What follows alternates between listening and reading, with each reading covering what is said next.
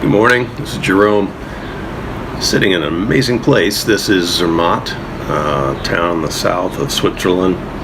About 6,000 people live here, and there's the town.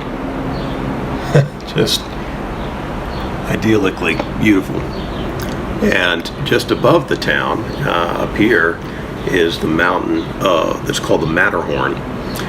Of course, you can't see anything right now because it's all shrouded in cloud. The last few days it's been mostly clear and just stunning. I'll show you a few pictures here of what it's looked like over the last few days that we've been hiking around here. It's just incredible, isn't it? Just the way that shaft of stone rises up about 14,600 feet to the top of that thing. And wow. Yeah, so I've just been thinking this morning as I was sitting up here and thinking, well, what an amazing backdrop this will be, except it's not today. Maybe it'll clear while we're talking. But it got me to thinking about how often we too are shrouded in cloud, as it were. Our souls get obscured by a host of things. I was reading this morning in Psalm 139, familiar and magical psalm that I just keep going back to over and over again, where David says, you knit me together when I was hidden in the womb. You know my inmost being.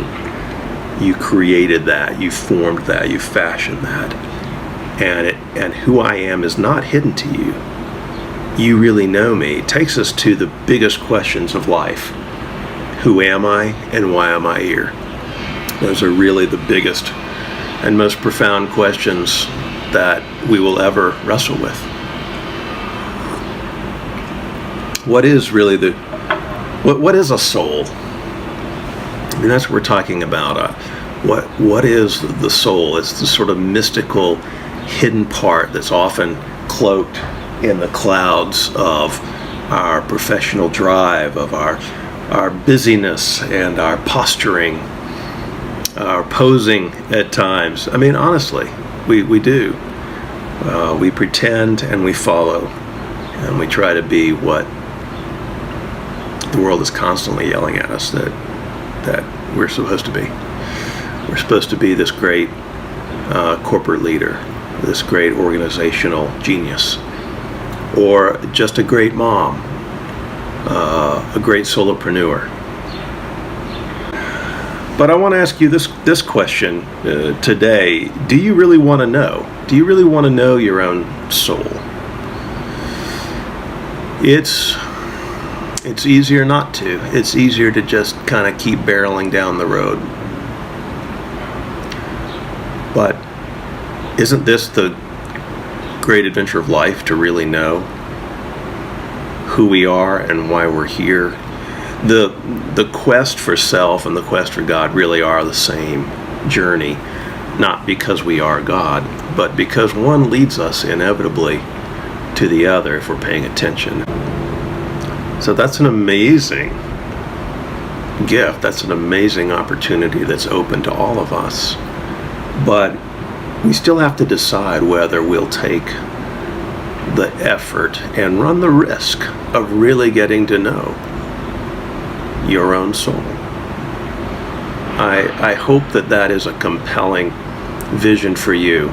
That is a peak to be climbed. That is something to discover. That is the undiscovered territory of who God knit you to be. That allows us to really show up in the world and carry the image of God in the world. Otherwise, we're just carrying all these other images, this other baggage that we've sort of accumulated. Might be better baggage, worse baggage, but it's just baggage. It's just clutter. It's a cloud. It's amorphous. But what's true and enduring is who God knows you to be. And I really do believe that's worth the search. So how do we get started on that search, or how do we take the next step on that search, that journey? Well, the first thing that occurs to me is are the three things I talked about in my last little video blog. Stillness, solitude, silence. It usually takes some combination of those to begin to strip away all the veneers, because the soul is more than personality. It takes some moving away from the noise and the clutter and just the distraction that comprises our normal lives to be able to uncover the inmost being. I've got a whole host of really practical spiritual practices on my website at thrive9solutions.com that if you haven't tried some of those will give you some ways. If you do pull away, take a few of those exercises with you. See where it leads you. I think it'll lead you to God and your true self. Well, that's enough for today. I'll talk to you later.